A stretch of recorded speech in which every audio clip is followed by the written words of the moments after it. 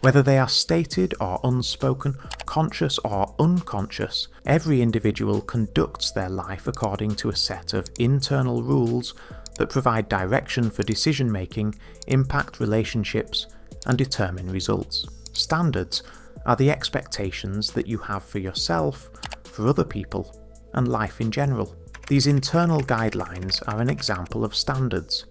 Standards establish how you will get there and who you will become along the way, whereas goals determine where you are going and how you will get there when you get there.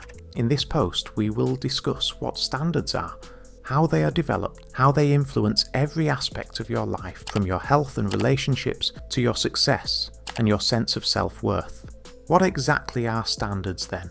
The standards that you have for yourself and others are the baseline expectations that you have on how you should behave, the quality of your work, and what you think is acceptable in your life. On the other hand, standards are internal norms that regulate your everyday behaviours and long-term behaviour patterns. In contrast to objectives, which are focused on the future and are frequently motivated by reasons, how you treat yourself, self-respect, hygiene, discipline, and rest is referred to as your standards. Relational standards refer to how you permit other people to treat you, including boundaries, respect, and communication. It is the quality of the work that you do, as well as your expectations of your co-workers and the culture of the workplace, that constitutes professional standards. What you regard to be good or wrong, including integrity, honesty, and justice, are examples of moral standards. The way these standards function is similar to that of thermostats.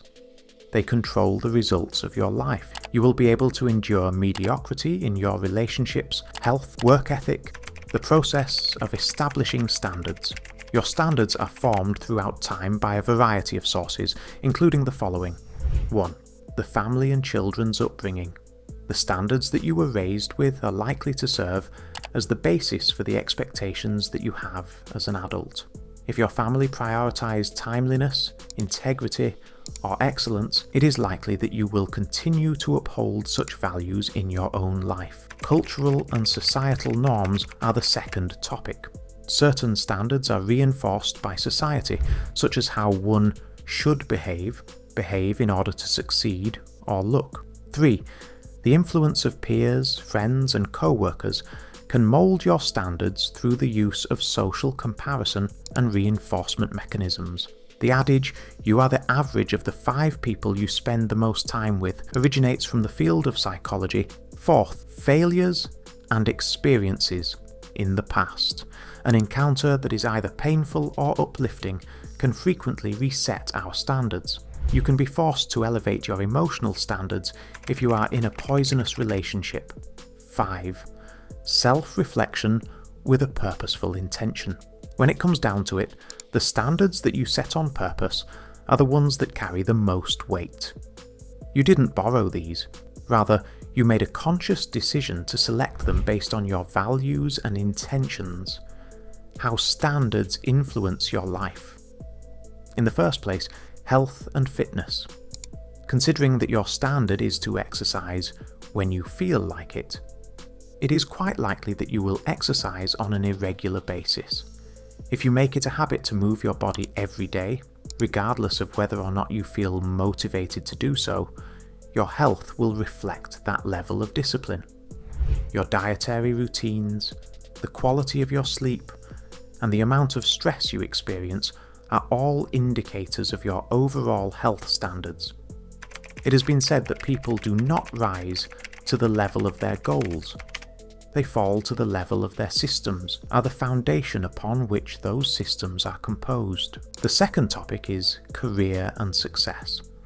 The quality of your production and the consistency of your performance in the job are both determined by the criteria your employer has established.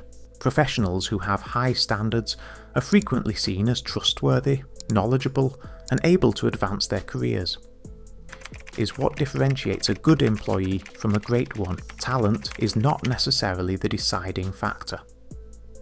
3. Relationships between people.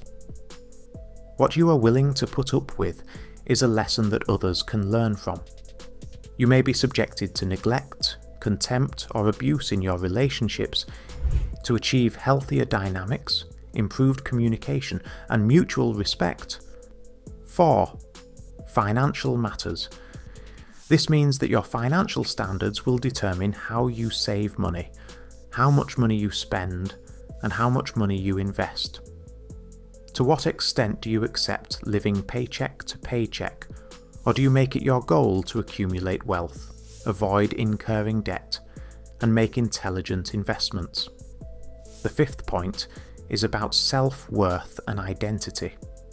Your self-worth criteria are reflected in both the internal discourse you have with yourself. One way to safeguard one's emotional well-being is to make the practice of self-compassion and the establishment of boundaries a standard.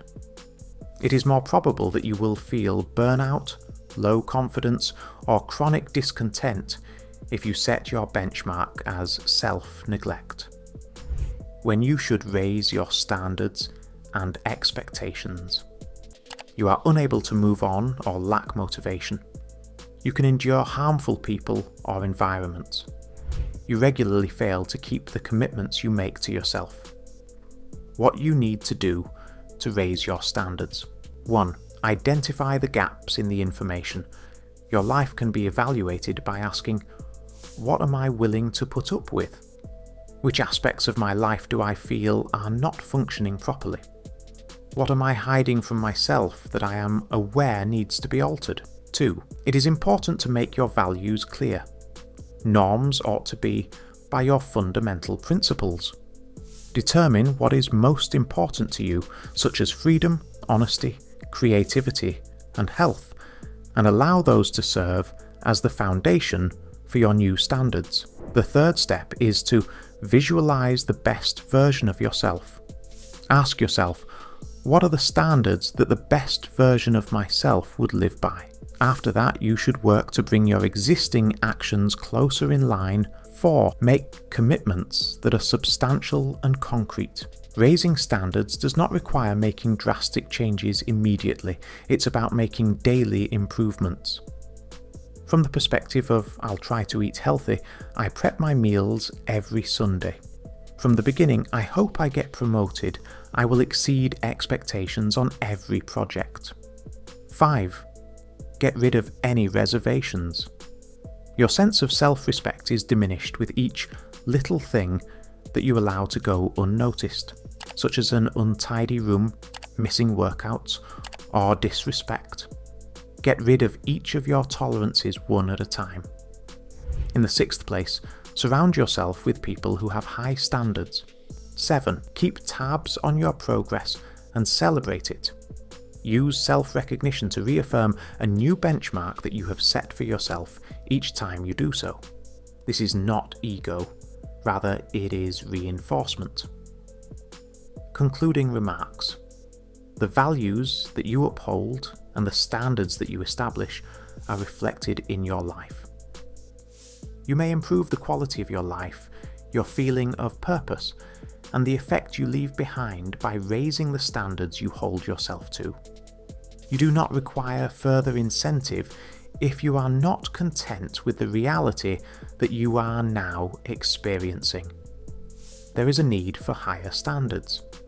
The good news is that, beginning today, you will be able to raise them.